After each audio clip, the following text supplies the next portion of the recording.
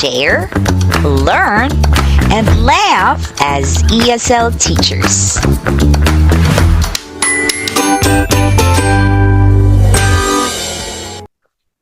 Okay, good morning. Let me put my face on. Here we go. Let me see. Is that okay? I think that looks fine, right? Let me move a little bit to the left. There we go. Good morning. It's Joy, and welcome to our little ESL teacher corner of the internet. Whether you're watching on Zoom, Facebook, TikTok, or YouTube, you made it. And let's get some music here. And I'm so happy you're here. If you're new, I'm glad to see you here. I don't know, I'll mention your names later. Just a little bit about me. I've been in ESL for about 15 years. And yes, I've got the TEFL certificate and a psychology and education background, but the real education, that's come from my students. Every single class has taught me something, especially the unexpected. You're here for the tips and a little teaching therapy. You're in the right room, and let's make it worth your time. All right, so we're gonna have real questions from ESL teachers just like you. And we also are going to talk about how to turn slides into actual lessons, okay? And we're going there. Today's hot topic: how do you react when some people assume ESL teaching is just a side gig? We've all heard that. It's time to unpack it. And also, we are going to give away a free one-on-one coaching session. I'll tell you how to enter in just a bit. But friends, let's check in. Drop your location in the chat, city, country, whatever. Whether you're watching from your classroom, your couch, or coffee shop. I want to know where our ESL crew is joining from today. Okay, you can, just chat that.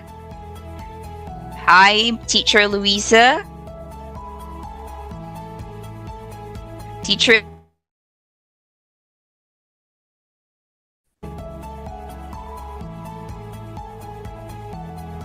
Eve Grace from Metro Manila. Hello. Nachel May Lambukan from Davao City. Roel Dagsa Dusong from Puerto Princesa, Palawan. Wow. Hi. Thank you so much, guys, for being here. Okay, so the first part of today's Corey Altamirano, Lipa, Batangas. Hi, Corey. Thanks for being here with us. The first part of today's session is all about your questions on the ESL English for ESL curriculum. So, if you are with me on Zoom, you can just raise your virtual hand and mute. If you're able to talk, that would be fantastic. Or if not, you can just type it in the chat. Okay. All right. So I would like to say hi to our Zoom attendees today. We have Nichelle May, Lambukan, Corey Altamirano, Meng Eve, Suri, Roel, Teacher Louisa, Chris, Becca. Is that how you read it? Becca with the number 3. Okay. Thank you guys for being here. And big hugs to Jen Agustin. She said our free lesson materials really helped her. especially with the young students. Jen, thank you for that. It's why we do what we do. Thank you so much. We're so happy to hear that. Hi, Chris. Good morning. All right. Yes. Is anyone on Facebook yet? I want to say hi to everyone on Facebook or TikTok. So let's dive into our first curriculum Q&A. We can start getting questions from Zoom. So like what I said, you can just raise your virtual hand, unmute your microphone, or type if you have any questions. Okay? All right. So while you're Eve's hear got a something. question. Okay. So Hello, Eve, good morning. okay. Hi, Eve. Yeah, I just have a question. It's not really about the curriculum, but do you have a Facebook group? It's because it's super convenient for me since I'm always on Facebook. So I would like to know do you have group and what's the name? Oh, thanks for the question. Yes, we've got a special Facebook group. It's called English Bright ESL Community. Let me see if I can get the link or someone else can share ideas. I think anything, like, you can even share anything. Like, I'm teaching this particular lesson today. You can do a screenshot, and it's just a space where we share our, we can understand each other. And especially if you're using the same curriculum, you have questions. Also, if there are errors, because we are not perfect, nobody's perfect. So if you see any errors, we would be so happy if you can just tell us that, and we will change that and correct that right away. Okay, so this is Zoom. Okay, so that is our Facebook group, English Bright Community. I wonder if I can just type it here too. And if you're not a member yet, Eve, you can go ahead and search that if you're on Facebook now. Yeah, I just joined the group, but it's just all right. pending. Yes, that's thank perfect. you. Thank you so much. So that's English Bright ESL Community. I think it's very helpful to have a group, something like this, because say we have some tech issues and stuff like that. So it's easy to, if it's easy for you, it's convenient for you to go onto Facebook and say, my lesson is not loading. Is this, so that everyone is also experiencing that. So it's just like support group, right? So come join us and be part of the conversation. Okay, so who else? Thank you, Eve. Good morning, Teacher Joy. Hi, Teacher Louisa. Hi, good morning. Good my morning. question- Yes, I have a question. Would like to ask, how do we help our students to summarize or compare ideas on certain topics? Then we integrate TOEFL writing practice also. Oh, Yes, so that they can learn how to weigh different viewpoints and how to write clearly about them. okay. So assuming your student is like teenager or something. Yes, a young adult. Yes. Yeah. All right. So you're asking about teaching this student. Also, this student is also trying to prepare for TOEFL exam, right? Right. Yeah. So we have our. Let me get the website here. There you go. Can you see that? So that is here, level 6, advanced. We have different topics. We will complete this until unit 12, right? But right now we have units 1 to 5, and let me show you. Let's say you don't really have to follow the order.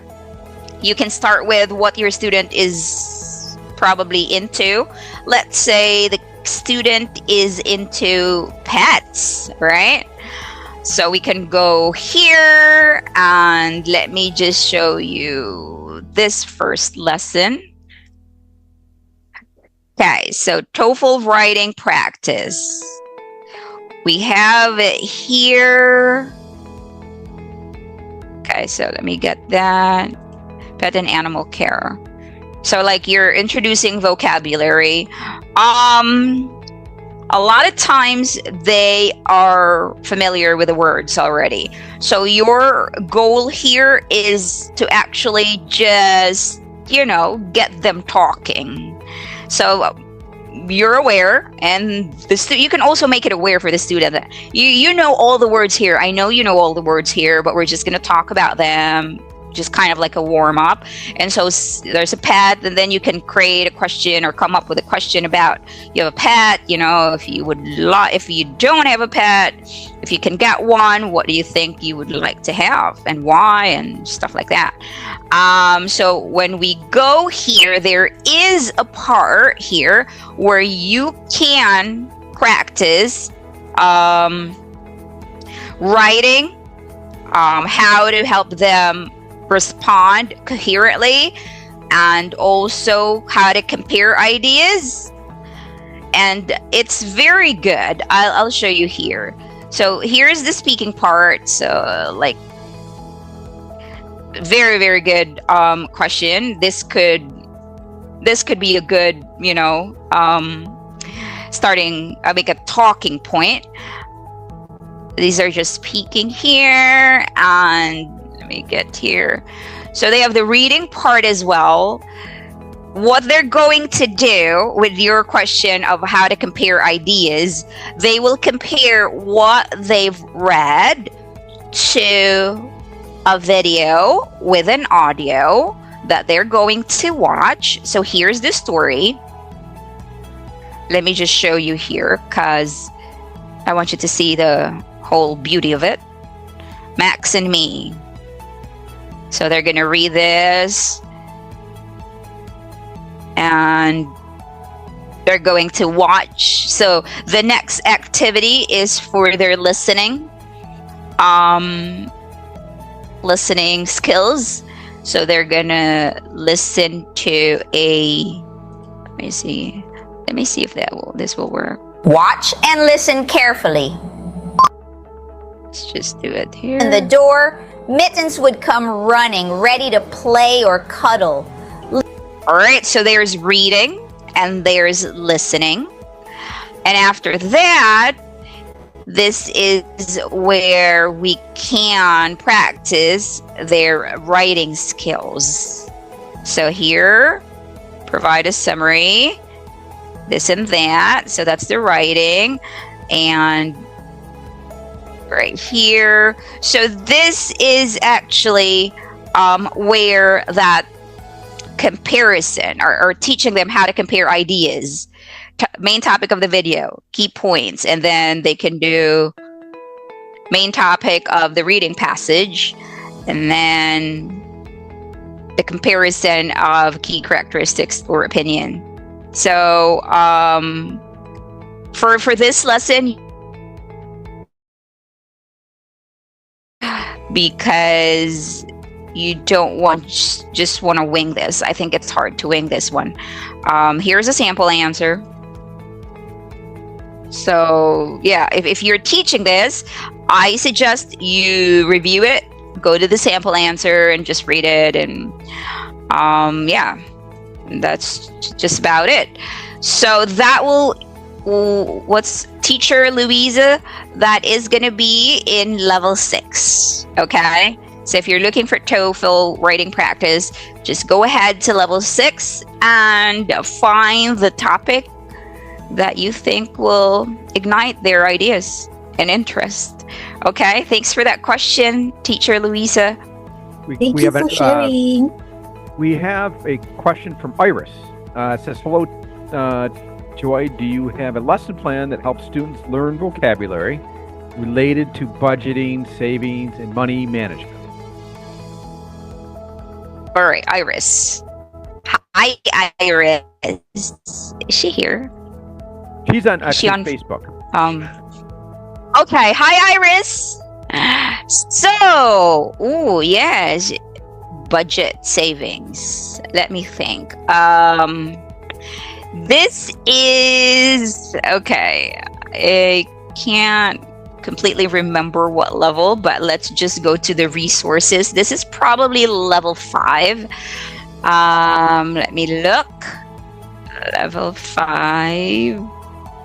Yes, here we go. Level 5, Unit 11. Money saving. Okay. So this is a money saving unit where the main focus would be savings, budget, income, and other money related terms. So let me show you. I think this is very, very good. Also, it's great because there are some terms that students don't really know in English. And I think it's also a very good topic that will get your students speaking or talking, right? This is good for young adults as well. Let me show you here. Okay. So we got savings, budget, allowance. Okay. And we got the vocabulary practice because this is level 5. You're going to ask them to create their own sentence. You're going to click it. These are clickable. So if you're not too familiar with all the things, the tools here, if you want to know which ones are clickable in this slide, you click this hand right here. So when you see these, that means this is clickable, right? So let's click it. Okay, so there's a picture. Hand button to reveal possible answer. All right, so before you do that, you're going to ask your student. Say your student's name is Anna. Anna, look at the picture. Can you make a sentence? If, there's some dead air there, you can show a sample answer. So Cora puts a part of her birthday money into her savings account so she can buy a new skateboard next summer. Or you can make just a short sentence using the word savings. Okay? So what else are the fun activities here? We have, that's just the vocabulary part, and I know that's the only thing you've asked for. But we have also the dialogue here. This is, I think, very good in making them more confident in speaking. It's fun, if they are younger. There are some young students that are in advanced stage, so that's good. But if they're kind of like teenager or like young adult, you don't have to animate it too much, okay? But this is just a good practice to kind of teach them the proper rhythm in speaking English. You don't want it robotic. You want it with feelings and emotions. That's the only way you can be a better and effective speaker, is to really say it and deliver it correctly. So yeah, that's one of the activities under this topic. We also have grammar, pronunciation, and reading. Like what I've mentioned in my previous live session, we are very lucky that English Brights created lessons with so many slides. And you can, this is where you can add your brand, your personality, and how your teaching style. Do you want to just, you can just jump to grammar if you think Anna is not really good at it. You can maybe use half of this and then continue it into your next session. That way you have plenty of resources. You're not going to run out, right? Because I think 44 slides could be an hour. So if you're only teaching 25 minutes, then you can use this for 2 sessions. Yeah. All right. So that was from Iris, right? Iris, that is level 5, unit 11, lesson 1. Money saving. That's the topic. All right. Who else? I got a question. Another one from Facebook. And let's see. This is a common question. Are the materials compatible with Skype, Move, and Zoom? Yes. All right. So any software that can share screen is good. All right. I know this is a very common question. If your student is using iPad, it would be hard for them to actually move this stuff around here, like the interactivity. But I think that is good in a way, because they get, when they're bored, they would just play with all the interactivity and not listen to you. So you want to have that control. But if they are on a laptop computer, what you can do is you can give them the remote access. If you are using, let's say, Zoom, like what I'm doing right now here, I will give someone the mouse control. Let's see, I'll give it to Teacher Louisa. So Teacher Louisa, you can control the screen and you get prompted. You see that? You should be able to see that. Yes. All right. So now, if there are activities where they need to write or draw a line or circle, they can do that. Also, if the kid is old enough to kind of understand directions, there is the pen tool on the software. So if you're using Skype, I'm not too familiar with Skype anymore. I used to use that software in the beginning stage of my ESL teaching, but now it's more Voove and Zoom. So I'm sure there is a pen tool on Skype too. For Zoom, there is a pen tool. And for Voove, there is a pen tool. If your student is not able to really understand directions, you can tell the mother. This is only when they are ready, when you think they are able to really follow instructions. Because, trust me, if you let them just do write and stuff like that, it may just really turn into something you don't want. But again, there is this pen tool on our lesson. If there are maybe lessons that you don't see a pen tool, please let us know, okay? Because sometimes maybe that is not turned on. So we want the pen tool because it's easier. And I've said this before, the difference of the pen tool with Zoom, Voove, Skype is when you switch slides, it's not going to be automatically erased. But if you're using the pen tool on the slide, on English Bright slide, it's just going to disappear on its own. So those are the two differences. And I use both, because there are activities that I need to use the Zoom pen because I want it to stick on the screen. All right. Yeah. We got another question from Juliet. It says, hello, is there a way to address motivation and self-talk in your curriculum, particularly for students who may lack confidence? Oh.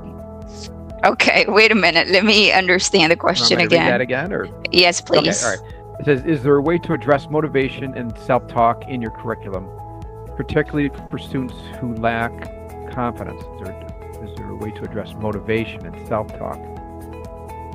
Okay. Self-talk and okay. All right. Let's see. Let me think of a topic that actually aligns with that lesson, or vocabulary, self-talk, and what was it? Self-talk, right? Yeah, self-talk. Okay. Motivation, Yeah. Okay. So you are, the main question is, the student has low confidence and you want a topic that would talk about something to kind of lead the student to improve that. All right, let me see.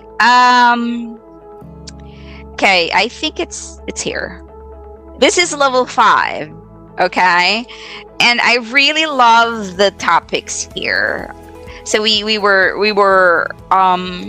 discovered money saving.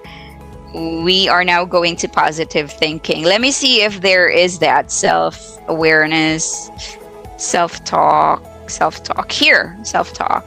All right, so the goal of this unit is, that's one of the goals.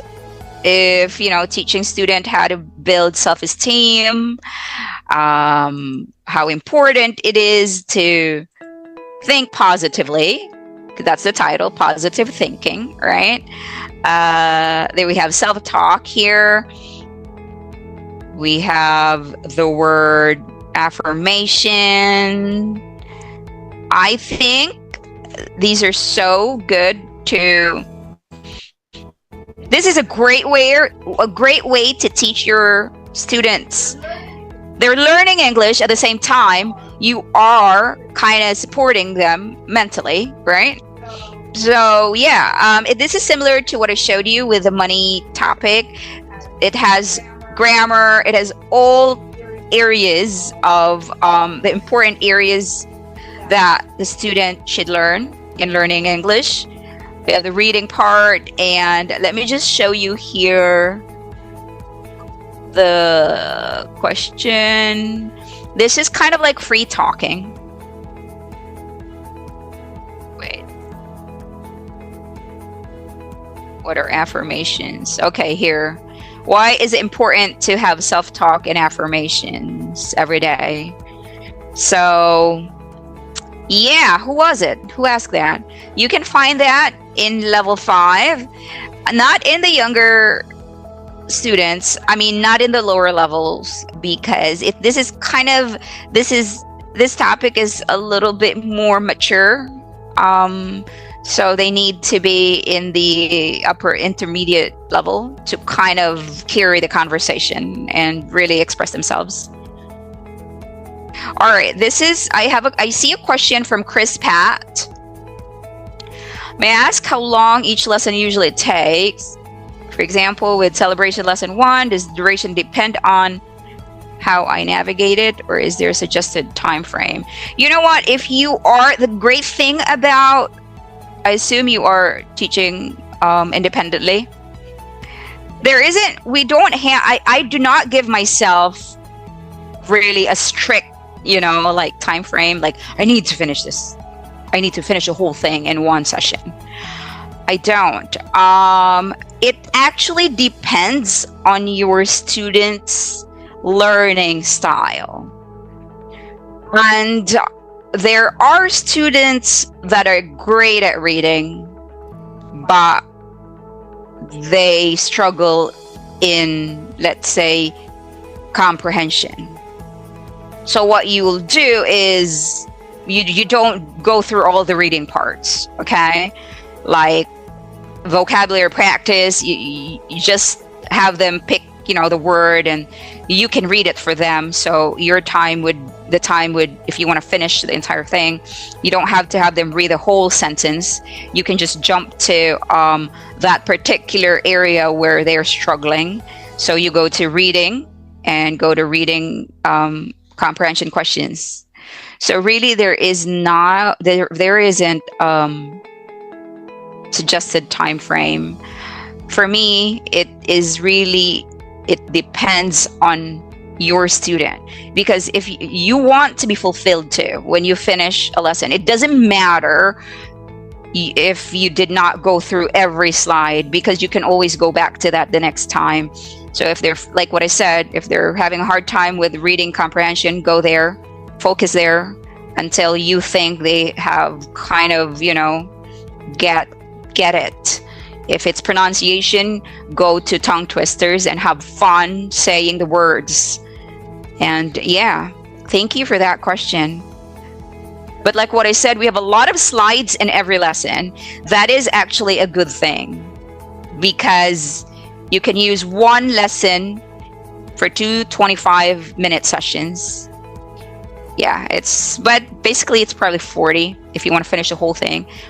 40 minutes is going to be an ideal time, 40-50 minutes, if you really want to do every single slide, and if you want to be teaching effectively. 40-50 minutes for 40 slides, I think.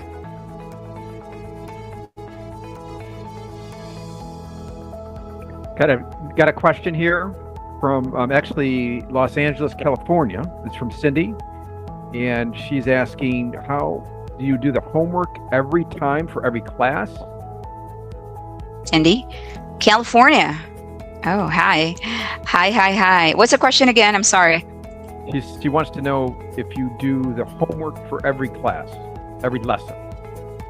You send them homework. Oh, if I send her homework for every class. I try it. Yeah, go ahead. What's that? How does the homework what? I think she's just kind of wants to know maybe how the homework works in this too. Oh, okay. Sure, I can show you that.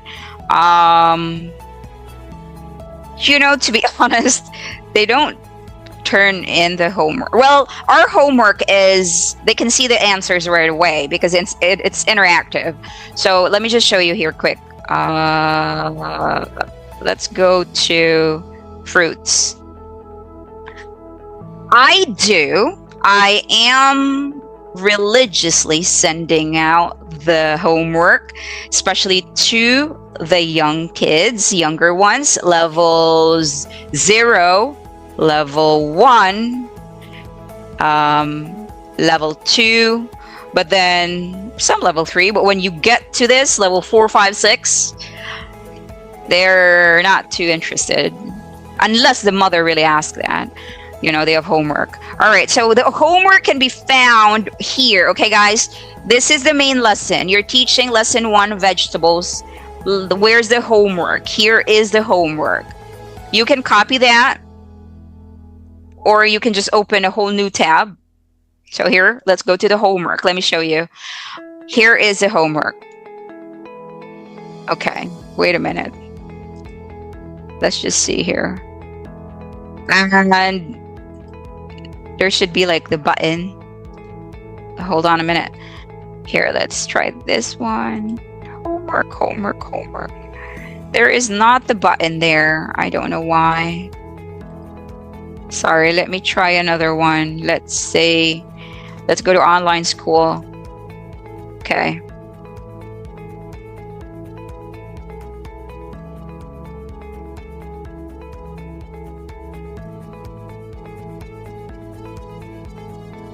Okay.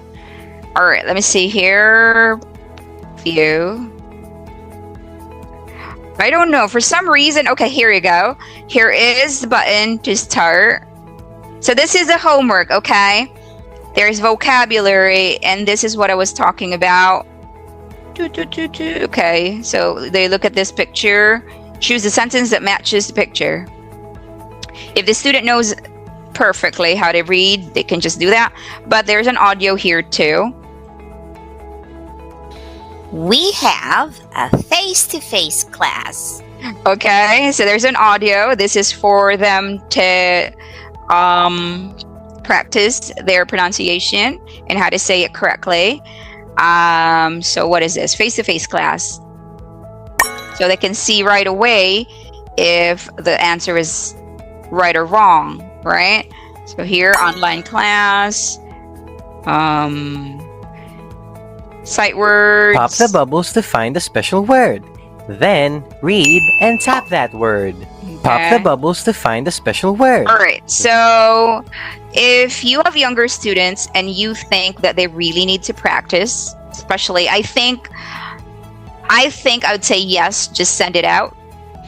Also, if you can also, be honest and just tell the parent or ask if they did their homework.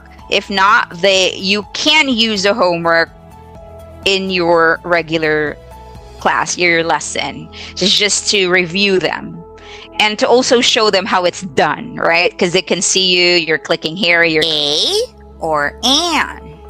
all right. Okay, so now let's see. Do we have any more questions? Let me just Yes. close that. Okay. Actually, this is from Toronto, Mm-hmm. Canada. How do you see here. How do you track student progress over time? What is it? How do you track? How do you track student progress over time? Oh, okay. So we have the knowledge check to do that. I think I've also mentioned this in our previous session, but for those who are new, we have our knowledge checks. So we have 12 lessons in every unit, right? So as you can see here, let me just show the colors for 12. There's 12. There is an evaluation here in level 6. Okay, this covers lessons 1, 2, 3, and 4. So these are all the questions here. This will kind of help you gauge if they really understand all the lessons you've taught here. So if you can tell if their progress is good and if they are ready to move on to the next lesson. Or if you finish all this, you have the final quiz, final knowledge check, and this will also give you an idea of whether they should go to unit 2, or there are times where the student can actually jump to unit 4.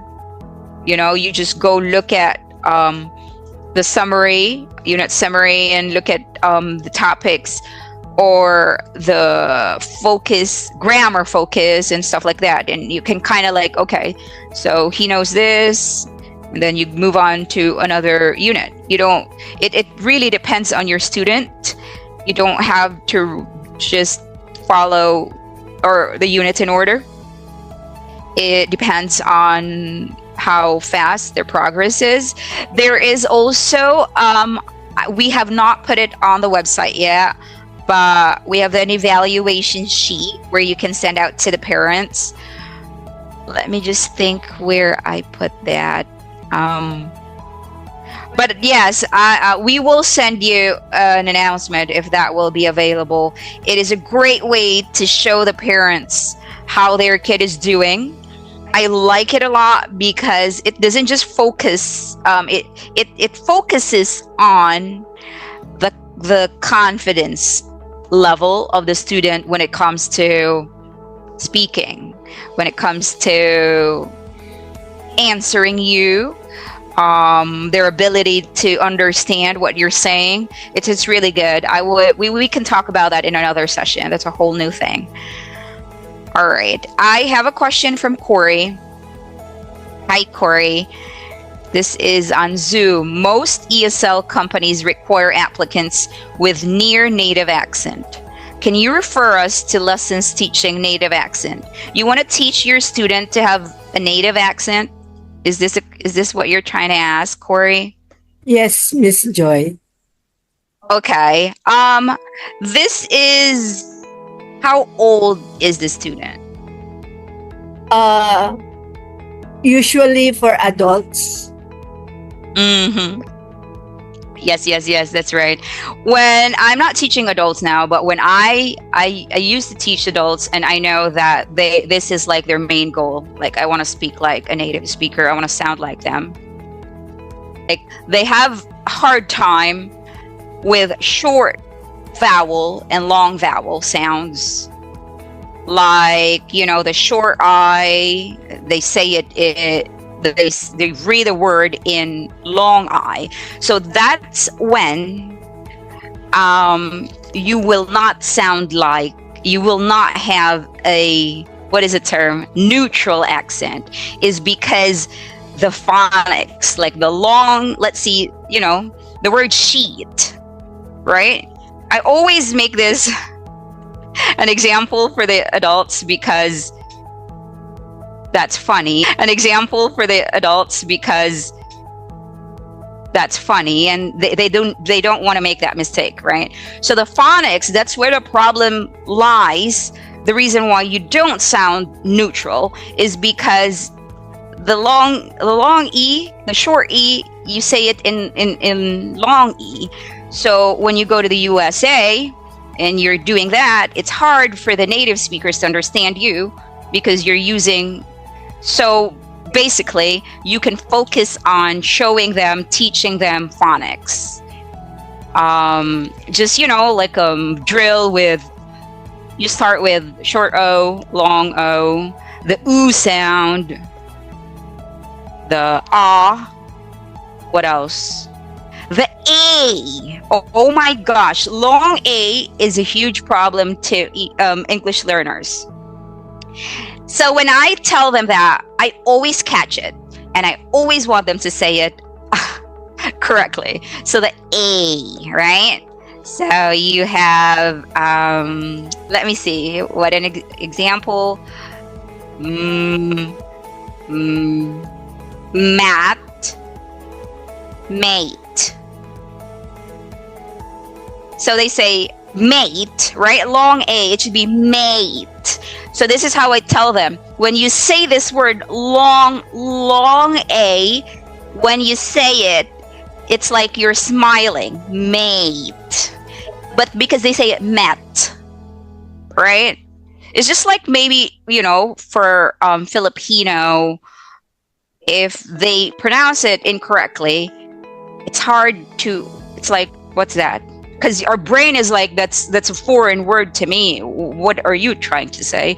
But they're saying maybe, we have different accents. If you're from the north and the south, when someone from the south goes to the north, I'm talking about the Philippines, the people from the south may say the word in a harder tone because that's the accent. And so sometimes it's hard for the Tagalog people to understand, or it's kind of like that. It is the phonics, the vowels. That's I think. Yeah. So if you can just focus on the phonics, and then have a lot of drills under that, that would be a good start. Yeah, that's really, really one thing I've noticed. The long A, the short A, that's where it's like, it's a giveaway. You're not a native speaker when you just make one mistake of that. Just saying a word incorrectly. Yeah, thank you, Corey. Okay, thank you, Teach. Thank you. All right, we are on 50-minute mark. Did I say anything about? No, I didn't. All right, do you have any more questions? Let's see. While you are thinking of more questions, I want to just see here how to win one-on-one coaching. So you can like this live right now, wherever you're watching from.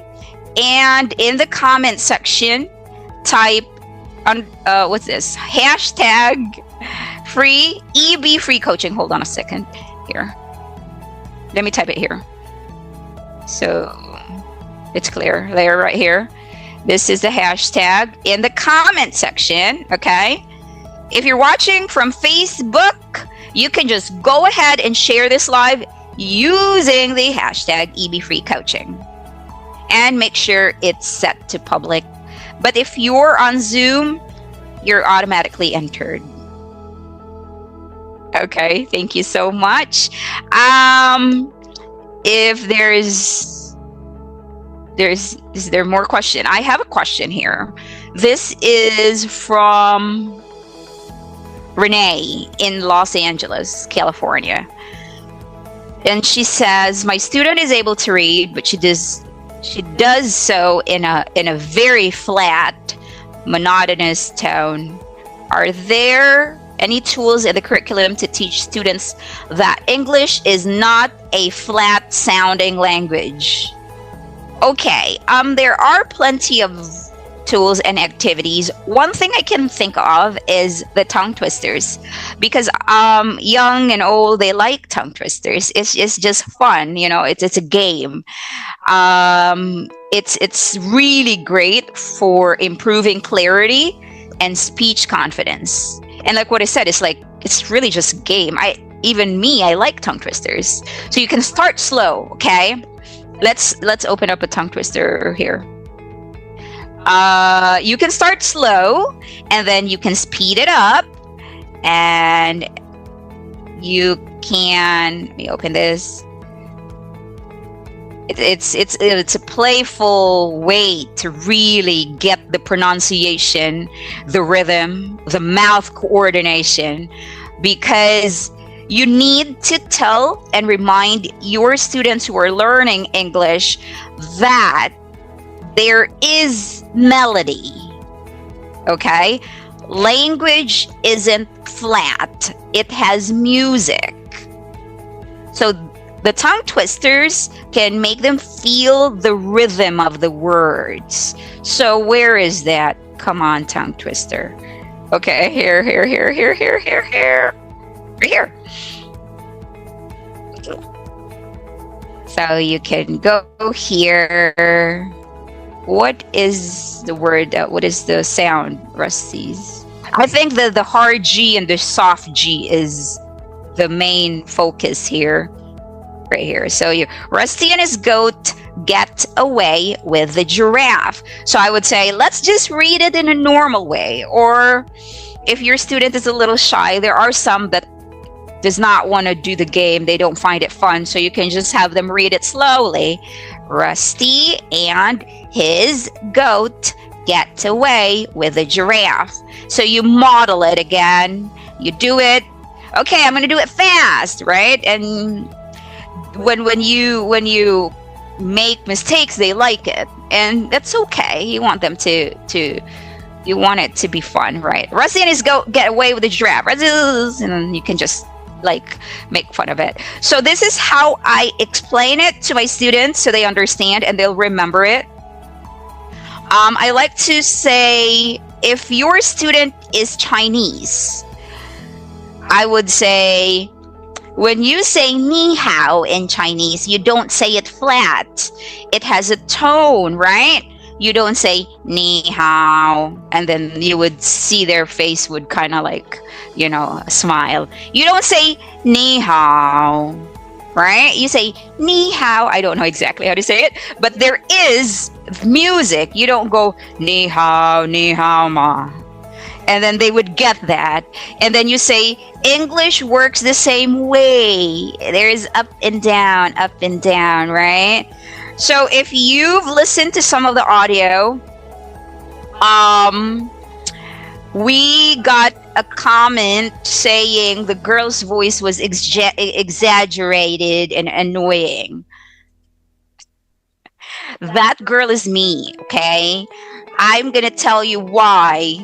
There's a reason it sounds that way, because after teaching thousands of English learners from all over the globe, I've noticed that many students struggle with intonation and expression.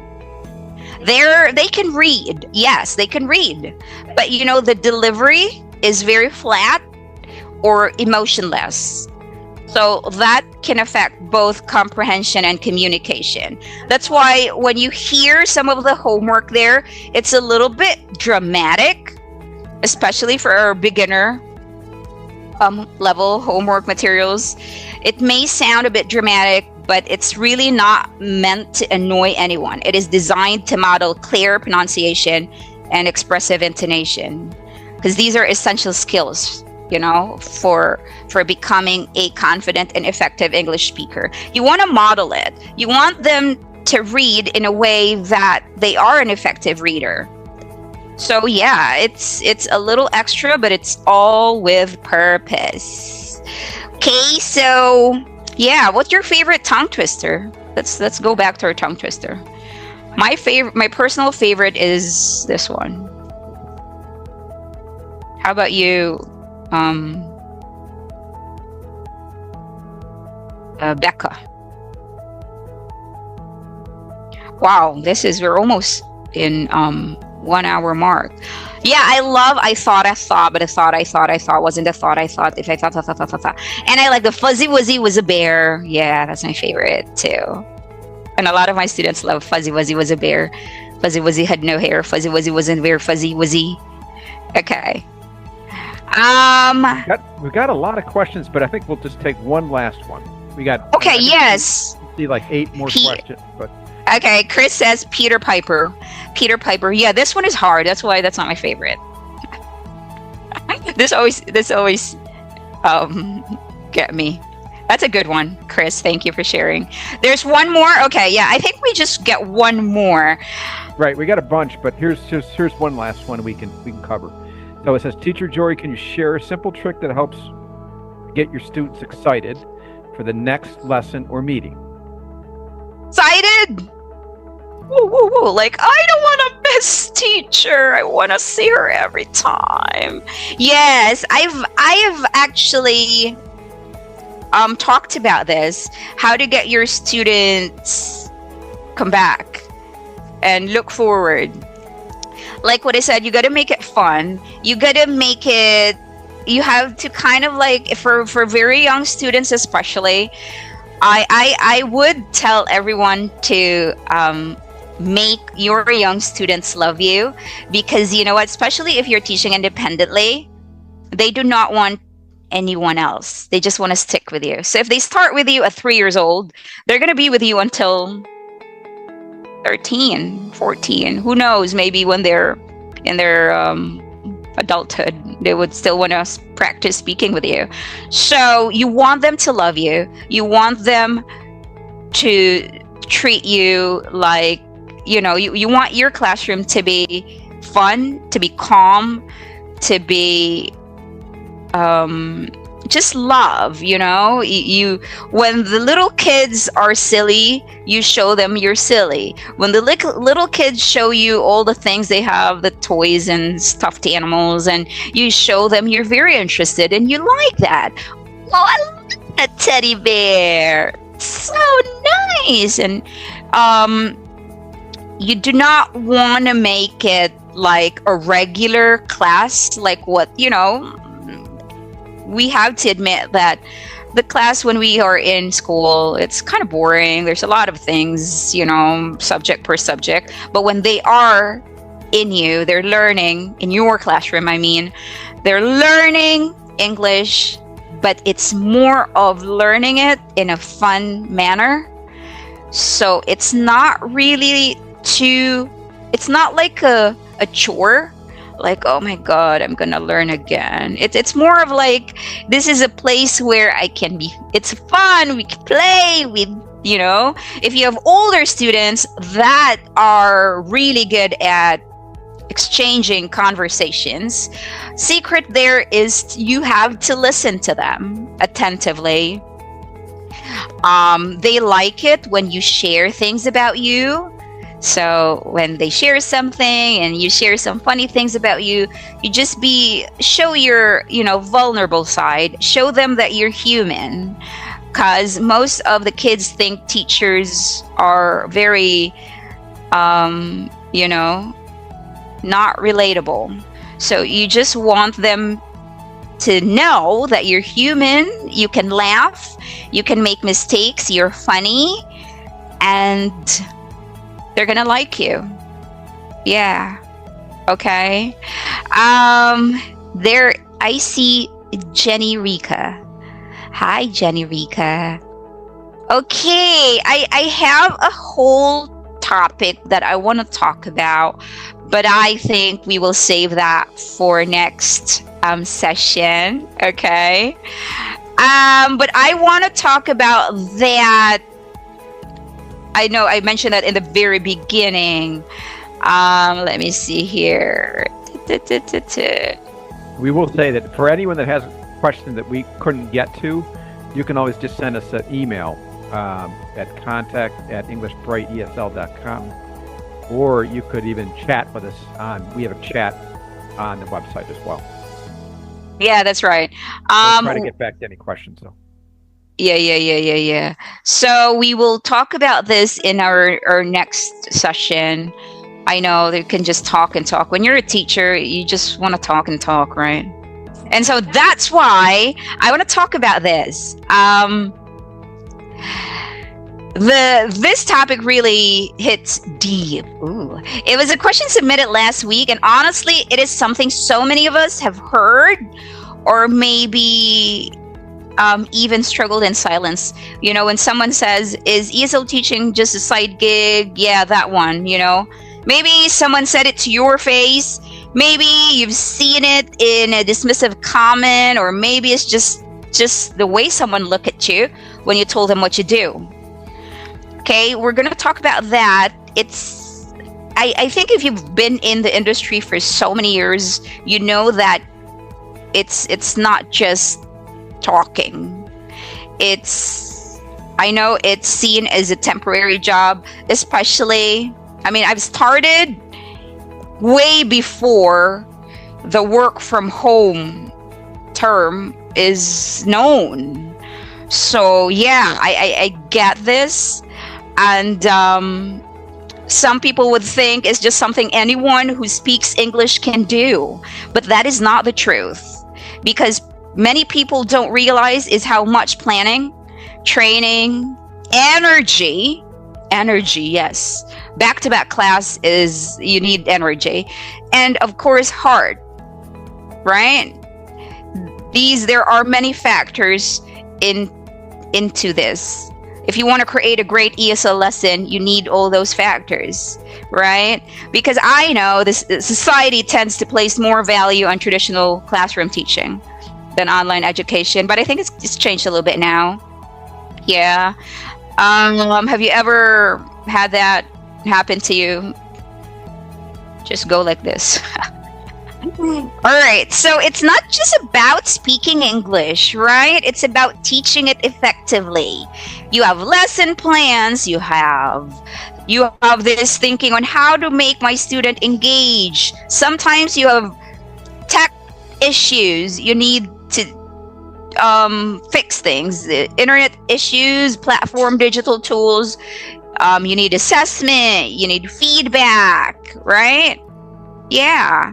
So let's not forget that ESL teachers help students reach life-changing goals.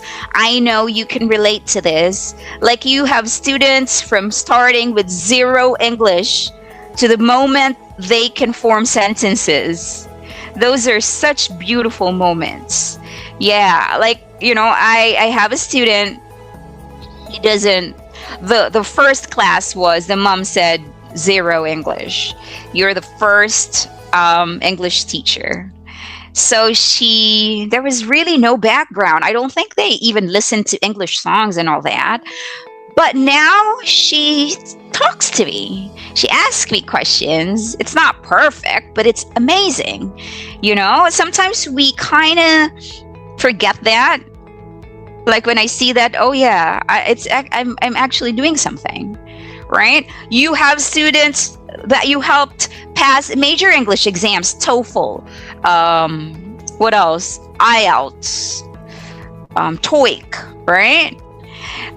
You help them build the confidence to travel. Students learn English because they're going to travel to the US, Australia, the UK, or they will study abroad, they will work abroad, right? So you are part of that transformation. We are part of that transformation every step of the way. So teaching English isn't just about language. It's about bridging cultures, building trust, and creating real human connection. So you, ESL teacher, you are doing meaningful work.